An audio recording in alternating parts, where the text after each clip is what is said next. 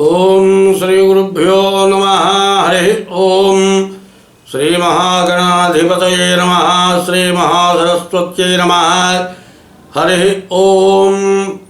తెలుగు రాశి ఫలాలు వీక్షించే ప్రేక్షకులకు నమస్కారం. ఈ రోజున హేవళంబి నామ సంవత్సరం యొక్క విశేషాన్ని తెలియపరుస్తున్నాను. ఈ హేవళంబి నామ సంవత్సరంలో నవనాయకులు సూర్యుడి దగ్గర నుంచి కేతు వరకు గ్రహాలు ఉంటాయి. ఈ 9 గ్రహాల్లో నవనాయకుల ఫలం ముందు తెలుసుకోవాలి. ఈ నవనాయకుల ఫలం చెబుతూ ఉన్నాను. ఈ హేవళంబి నామ సంవత్సరం 29 మార్చి 2017 నుండి 17 మార్చి 2018 వరకు ఈ హేవళంబి నామ సంవత్సరం జరుగుతుంది.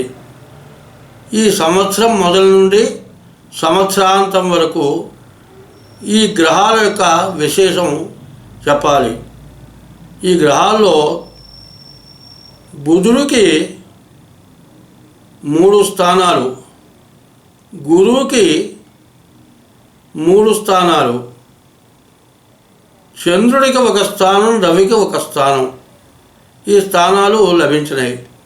అంటే గురువు, శుక్రుడు, చంద్రుడు ఈ 7 స్థానాలు కూడా శుభగ్రహాలు.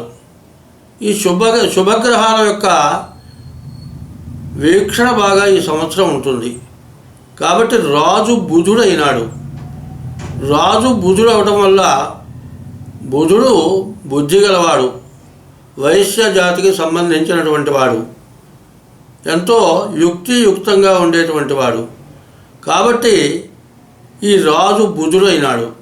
మంత్రి శుక్రుడైనాడు. ఈ రాజు మంత్రి ఇద్దరు కూడా శుభగ్రహాలు అయినారు. ఈ శుభగ్రహాలు అవటం వల్ల ఎన్ని ఇబ్బందులు వచ్చినా కూడా మళ్ళీ మంచే జరుగుతుంది. కాబట్టి వర్షం ఇంతకుముందు కురిసిన వర్షం కంటే కొంచెం తక్కువ ఉంటుంది. పంట కూడా కొంచెం తక్కువ ఉంటుంది.